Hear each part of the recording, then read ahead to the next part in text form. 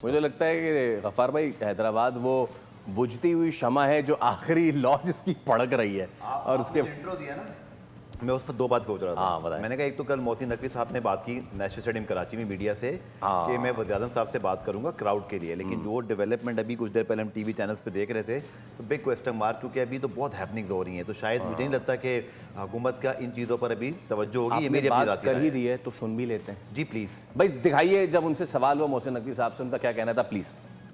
देखिए, मुझे अभी आज मेरी काफ़ी दिनों के बाद पीएसएल के टीम ओनर्स के साथ भी और टीम से भी मुलाकात हुई है। तो मैं कराची वालों ने भी काफ़ी सारे लोगों ने कहा है, तो मैं पीएम साहब से दोबारा अगले दिनों में मिल के रिक्वेस्ट करूँगा कि क्या पॉसिबिलिटीज़ हैं। लेकिन आपको देखना चाहिए कि एक तरफ दुनिया में क्या हालात हैं, ऑयल का क्या क्राइसिस है, तो उसको देख के कुछ दरमियाना फैसला करते हैं। बट मैं पीएम साहब से ज़रूर रिक्वेस्ट करूँगा। भाई मोहसिन नकवी साहब ने ये कहा है कि मैं वज़ीर आज़म साहब से रिक्वेस्ट ज़रूर करूँगा कि वो क्राउड जो है उसको इजाज़त दें। अब जो हैपनिंग हो गई है, मैं चाहूँगा फिर कंटिन्यू करें सर आप। जी, ये जो बात की ना उसके बाद एक थोड़ी सी उम्मीद हो चली थी, लेकिन मुझे ऐसे लगता है अपनी ज़ाती राय में कि जो ये मामलात है बहुत बड़े हैं, बहुत तो ये सारे मामलात। और उससे जुड़ी हुई एक और बात, आपको याद है हमने अदराए मजाक की बात की थी, लेकिन जब बड़ी अहम शख्सियात 2 दिन 3 दिन पहले पाकिस्तान में थी तो बड़े मीम्स बने, तो मैंने कहा हैदराबाद को बड़ा लगता है कोई इससे फ़ायदा हुआ, हरकत में बरकत।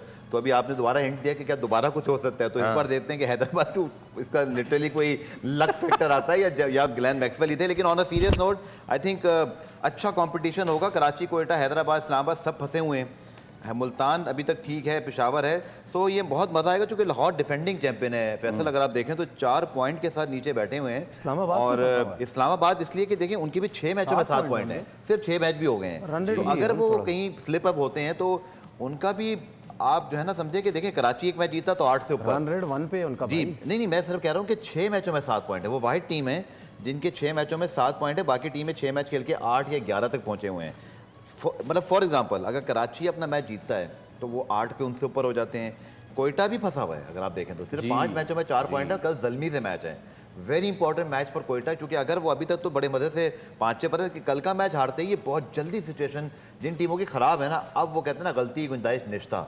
अब आपको हर हाल में अपनी एक आध जीत आगे मेक श्योर करनी है, वरना फिर अगर मगर की सूरत हाल पे आप चले जाएंगे। So very interesting round coming up. और ख़ास तौर पर कल का जो मैच है, आई थिंक कल का मैच पेशावर की सिचुएशन को तो वादे कर ही देगा। अगर वो जीतते हैं तो 13 पॉइंट के साथ they are almost in the playoff. Quetta फंस जाएगा। लेकिन इसमें पिंडी की जो टीम है ना, इनके लिए बड़ा जो है वो अफसोस, मेरे ख्याल अफसोसनाक टूर्नामेंट होगा ये इनके लिए, क्योंकि जितनी अच्छी टीम नजर आ रही है, मतलब नहीं देखियो, अगर ऑक्शन में रिप्लेसमेंट नहीं भी इतनी अच्छी ली गई, लेकिन जो खेल भी रहे थे वो भी क्या इतने हल्के प्लेयर थोड़ी थे यार। क्या डेरिल मिचेल, रिजवान खुद है, फिर उसके बाद सैम बिलिंग है, फिर उसके बाद अब्दुल्ला फजल है, बॉलिंग में नसीम पहला मैच खेला, फिर आमिर कंटिन्यू खेल रहा है, ठीक है, फिर रिशाद हुसैन थे, वो बेचारे उनकी ठीक ठाक किस्म की मार लग गई, ठीक है, आसिफ अफरीदी।